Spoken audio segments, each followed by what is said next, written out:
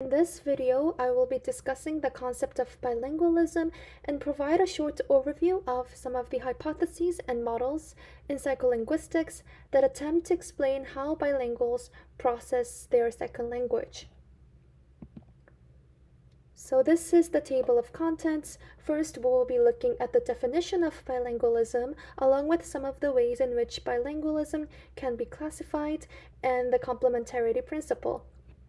In the following sections, we will be touching on the different levels of language processing and some of the prominent theories that are related to each mechanism. But first, we need to know what bilingualism means.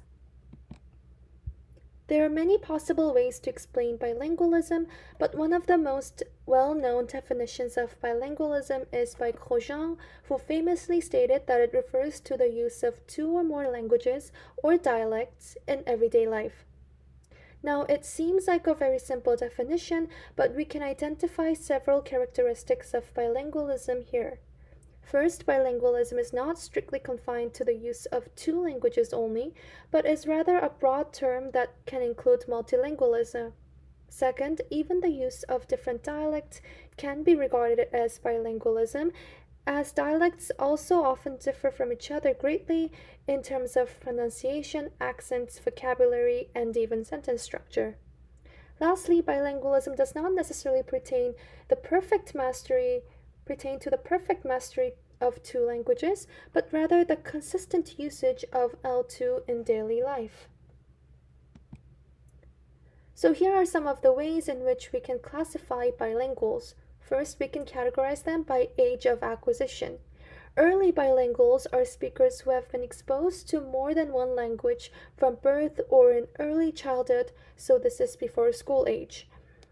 Late bilinguals, on the other end, are those who have started learning a new language in late childhood or even adulthood. Second one can be a balanced or a dominant bilingual, and balanced bilinguals have more or less similar proficiency levels for both languages, but dominant bilinguals are more proficient in one language than the other, which is considered to be their dominant language. Lastly, depending on the order the two languages were acquired, bilinguals can either be simultaneous or sequential. As the name suggests, sequential bilinguals acquire one language before learning the other, but simultaneous bilinguals acquire both languages at the same time. And simultaneous bilingualism is common when language that is spoken at home differs from language at school or in society, or when one's parents have different first languages. The complementarity principle states that bilinguals usually acquire and use their languages for different purposes in different domains of life with different people. Simply put, different aspects of life require different languages. In this diagram, each diamond is a different domain of life, whether that be school, friends, home, work, etc. LA, LB, and LC all refer to different languages that this speaker can use and can be, for example, English, Japanese, and Korean. We can see in this picture that some domains only allow for one language, while two or more languages can be spoken together in another domain. For example, one might use only Korean with their family and friends, but the classes and readings at school may be done both in Korean and English. And as we have seen so far, the bilingual population is very diverse because people learn and use different languages in different contexts using different methods at different times in their lives. It is also important to consider both internal and cognitive factors as well as external environmental factors when studying bilingualism. The complexity of it all is what makes it very fascinating but also very difficult. With this in mind, now we will turn to some of the specific theories of L2 processing.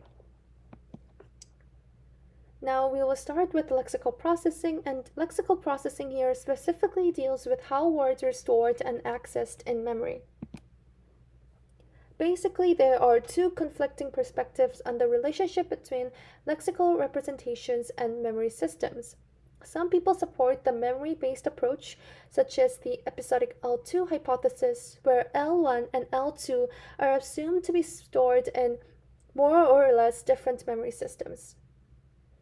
Unlike L1, which is stored in lexical memory, L2 words are thought to be represented in episodic memory. An episodic memory is somehow like our brain's photo album, where we store memories of specific events and experiences. For example, you might remember the day of your recent birthday party or what you had for breakfast yesterday. However, in this context, an episodic memory might include the voice of the speaker when you heard a certain word or the font of a written word when you saw it. The presence of such non-linguistic context when recalling the L2 word shows that the word has not been fully encoded linguistically in its abstract lexical form like the words in our first language. The fuzzy representations hypothesis, on the other hand, posits the same linguistic system for L2. Words in both languages are stored as lexical representations, but because L2 words are relatively new and unfamiliar to us, their representations are more quote unquote fuzzy compared to L1 words. This is also in line with the idea that L2 learners often experience difficulties when encoding and retrieving L2 words in their mental lexicon. In support of the episodic L2 hypothesis, experimental studies have found that bilinguals are more accurate when recognizing L2 words than monolinguals, and they can recall recent episodic memories in their L2 more effectively. This could be due to two factors, which are the increased episodic distinctiveness of L2 words due to low frequency of use, and weaker connections in L2 semantic memory compared to the first language. Since the links in L2 semantic memory are weaker and they rely more heavily on episodic memory instead, there is less competition with similar words when trying to recognize a word in L2. In contrast, here is an example of the fuzzy representation hypothesis and how it works. Let's say there are two words in our mental lexicon, parent as in family and parrot as in the bird. The blue ellipses around them are other similarly sounding words such as apparent, pattern, and sparrow. The purple circles are the semantic representations, and the dark gray bits here on the blue ellipses are the activation spreading from the form to meaning. Simply put, in the L1, when we hear words like parent or parrot, they activate the corresponding meaning right away. However, in the L2, both the forms and the meanings can be fuzzy and are particularly fuzzy for parrot compared to parent because the word parrot is less frequently used. As a result, the phonological representation of parrot is not encoded properly with uncertainty in vowels, and therefore words like parrot can be easily confused with words like parent, and you can see the activation spreading here. As evidence for both the memory-based approach and this fuzzy representation hypotheses have been presented, the storage of L2 lexicon and how it relates to the memory systems is an ongoing debate. Finally, we will move on to sentence and discourse processing. And one of the most widely discussed theories of L2 sentence processing is the shallow structure hypothesis, which was first proposed by Klassen and Felser in 2006. And before we get into it, let's take a look at some of the complex sentence phenomena in English. First, we have the garden path sentences, which are sentences that are temporarily ambiguous and can thus cause misinterpretations, leaving the readers to reanalyze the sentence. For example, if we look at the sentence, while the gentleman was eating, the burgers were still being reheated in the microwave, Most people will assume at first that the burgers are the object to the verb was eating. However, when they notice that the verb were directly follows the burgers, they realize that the burgers is actually the subject of a new clause. So they have to reinterpret the sentence. Although even native speakers often make this mistake as well, L2 learners were shown to have longer reading times and even a higher acceptance rate of the wrong analysis. Another complex sentence structure in English is the filler gap dependency, where readers must connect the filler and the gap in order to understand the sentence correctly. Here, the original structure is the rude patient had angered the nurse, but the nurse has from here to the subject position of the sentence, leaving what is called a gap in its original location. In order to comprehend the meaning of this sentence properly, one has to know that the nurse here originally belonged after had angered and connect these two elements together. This filler gap dependency is known to have varying levels of difficulty depending on what elements come between the filler and the gap. However, unlike L1 speakers, L2 speakers did not display reading time differences for different types of filler gap dependencies, which has led the researchers to conclude that they do not utilize abstract grammatical structures similarly to L1 speakers. And this is the heart of the shallow structure hypothesis, which argues that L2 speakers, especially adult L2 learners, are unable to recruit abstract syntactic information during real-time processing, so they have to rely more on lexicosemantic or discourse information. This model, as we can see, assumes a dual pathway of sentence processing in which the shallow processing of surface structure and lexical information must be integrated with the full parsing of syntactic structures. However, L2 learners largely stick to the shallow route only and cannot make use of abstract syntactic representations. In recent years, however, in order to accommodate results in which L2 learners successfully parsed complex structures similar to native speakers, the authors have revised the model, suggesting that shallow processing is merely a matter of degree and that we must be aware of individual differences.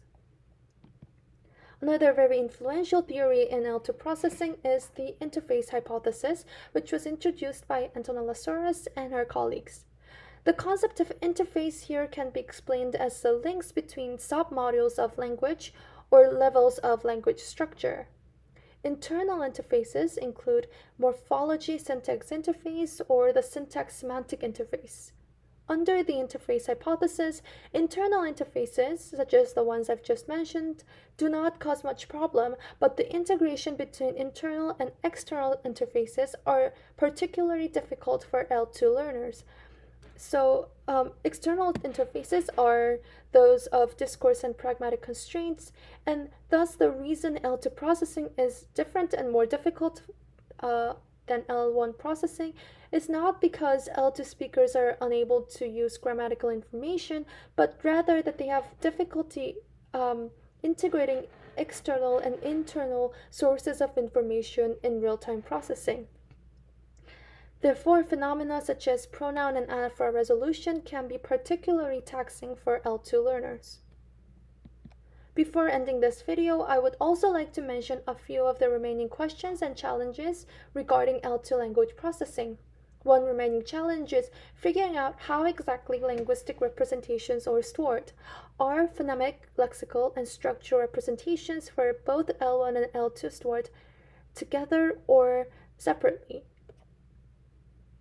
Another question to investigate is the role of proficiency, as highly proficient speakers sometimes display distinct patterns from low proficiency speakers. Does L2 processing resemble native speakers processing as the proficiency level goes up, or do the mechanisms remain fundamentally different? Also, as we've seen earlier, the bilingual population is incredibly diverse, so we need to find out how L2 processing differs for different populations, such as those with different ages of acquisition or learning environments. Lastly, the role of cognitive factors is another important aspect to consider, as cognitive elements such as executive function and working memory are known to play significant roles in language processing. And this is the end of the video. Thank you so much for watching.